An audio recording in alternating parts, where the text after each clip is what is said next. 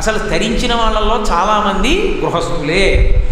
ఋషులు గృహస్థులు గారు సంసారాలతో లేరు. వాళ్ళు ధర్మము అని ఒక మాట, భగవంతుడు ఎలా చెప్పాడో అలా బ్రతికితే వాడు ఉన్నాడు, నేను ఆయనకి లెక్క చెప్పుకోవలసి ఉంటుంది, ఎవడు పడతాడు ఈ గొడవంతా అనుకుంటే చాలు.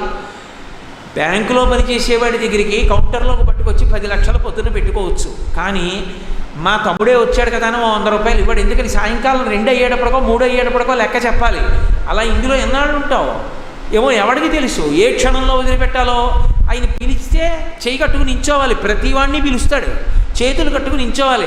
ఎరా అబ్బాయి, మనుష్య జన్మనిచ్చాను, ఏం చేశావు, ఏం చెప్పను, తీసుకొచ్చిందంతానేమో వాళ్ళ పిల్లలు ఎత్తుకుపోయాయి కింద, తప్పులన్నీ నా మీద మిగిలిపోయాయి, ఎందుకురా ఈ పాటి దానికి నీకు మనుష్య జన్మ పో అని మళ్ళీ కోట్ల జన్మలు ఎక్కడికో పంపించాడు అనుకోండి, ఏమైపోతాను. అందులో వద్దు, నేను లెక్క చెప్పుకోవాలన్న భయం నాకు ఉందనుకోండి, అదే భక్తి. అప్పుడు తప్పు చెయ్యడు.